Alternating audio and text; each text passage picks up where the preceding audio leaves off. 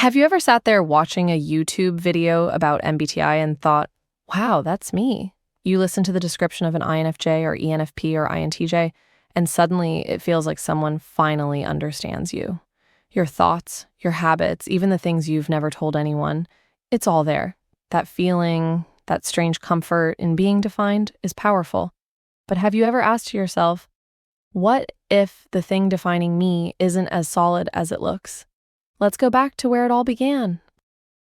The Myers-Briggs Type Indicator, MBTI, wasn't created by a group of scientists in white coats. It started in the 1940s in a small home with a mother and daughter, Catherine Cook Briggs and Isabel Briggs Myers. They were not psychologists. They were passionate observers of people.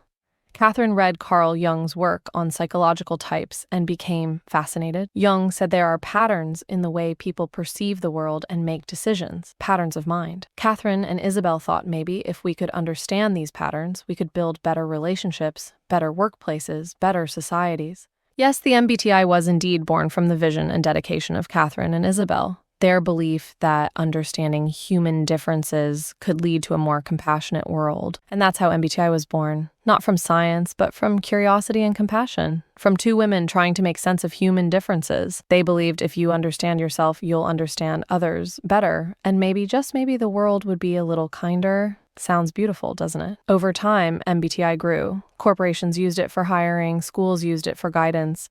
Suddenly, we started saying things like, I'm such an introvert. He's a total ENTP. She's got INFJ energy. And honestly, it felt good. Because we all crave identity. We all want to feel seen, explained, understood. But here's where the truth starts to twist. Here's the part YouTubers rarely tell you. MBTI has its limits. Modern psychology, especially personality research from the 1980s onward, began to question it. They found that MBTI isn't always consistent. Take the test today, you might get INFP. Take it again a month later, suddenly you're INFP. Statistically, about half of people who retake it get a different result. That's a 50-50 chance, like flipping a coin. Why?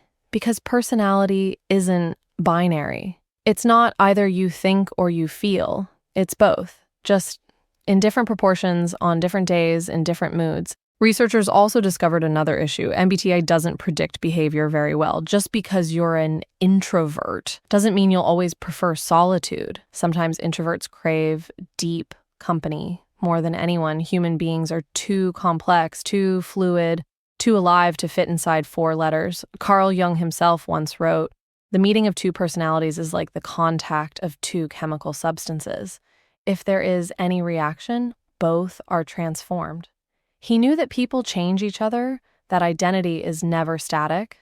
So here's the big question. If we're constantly changing, can any test truly define who we are? But before you throw away MBTI completely, stop for a second. Let's look at it from another angle, the emotional one. Because despite all the criticism, people still love MBTI. We still talk about it, still find meaning in it, still see ourselves in it. Why? Maybe because MBTI doesn't tell us who we are, it helps us ask who we are. It gives us language, a vocabulary for our feelings, our differences, our energy. It helps us understand why we feel drained after socializing or why we think too deeply about small things. It doesn't give the final answer. It opens the first door. And in a world where everyone's shouting to be heard, having a system that whispers, "You're not alone," can mean everything. Think about this. Have you ever taken the test and thought, this kind of feels like me, but not fully? That moment of almost right, that's where growth begins because you're realizing you're more than a type, you're a story. MBTI isn't meant to trap you. It's meant to describe the stage you're standing on, not the entire play. So where can we still use it? We can use it in communication to understand that people think and feel differently, not wrongly. We can use it in relationships to see that your partner's silence doesn't always mean distance. It might mean reflection. We can use it in teams to value both the dreamers and the doers, the thinkers and the feelers.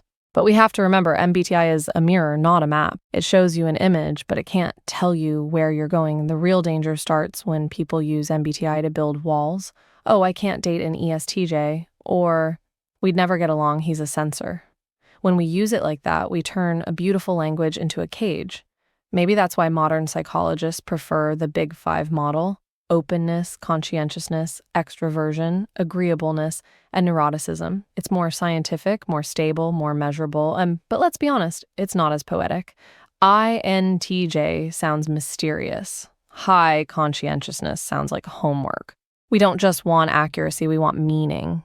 And that's what MBTI gives us, meaning. Imagine a young woman feeling lost, unsure why she can't fit in.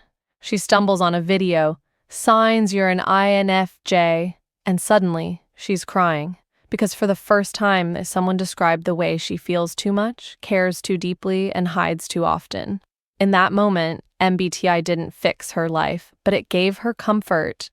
It said, you're not broken, you're just built differently. Sometimes that's all someone needs to start healing. So yes, MBTI isn't perfect, it's not always scientific, but it's human. And isn't that what psychology was meant to be? Maybe we should stop asking whether MBTI is true and start asking what truth does it awaken in me? Because the truth isn't in the letters, it's in your reflection when you read them. It's in the curiosity that grows when you wonder, why am I like this? That's the moment you begin to understand yourself. Not through test results, but through awareness. Let me ask you this. When was the last time you looked at yourself, your habits, your emotions, your fears, without judgment? When was the last time you said, this is who I am right now, but I'm allowed to evolve? Because that's the real message behind MBTI evolution. You're not meant to stay an INFP or ESTJ forever. You're meant to grow into the best version of that, or maybe outgrow it entirely. Like literature, like art, like love, personality is meant to develop. As F.T. Scott Fitzgerald once wrote in Tender as the Night, personality is an unbroken series of successful gestures. Isn't that what we all are? A series of gestures, learning, unlearning, becoming. So next time you see a YouTuber saying INFJs are mysterious or ENTPs are chaotic, smile, but they're telling part of the story, not the whole thing.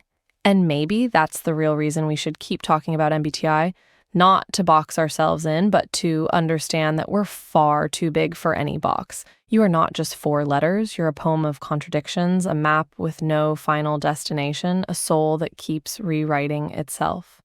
And that's what makes you human. So before you leave this video, just pause for a moment, take a deep breath, feel your chest rise and your thoughts slow down.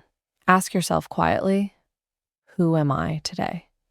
Not who I was yesterday when I took that test. Not who the world says I should be, but who am I right now in this very breath, in this version of me that's still changing, still learning, still unfolding? Because you're not made of letters. You're made of stories, of quiet nights when you overthought everything, of moments you stayed kind when no one noticed, of small victories that no algorithm can measure. That's the part of you no test can score. That's the part that keeps growing in silence.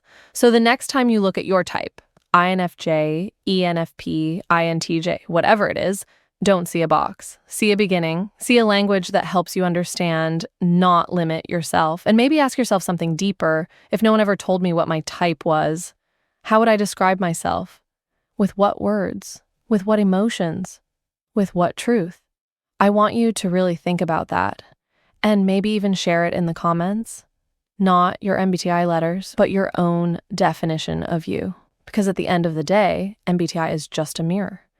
And the reflection staring back at you with all its imperfections, its light, its questions, that reflection is the most extraordinary thing of all. Because maybe you were never meant to be understood by a system. You were meant to be felt by a story, your own.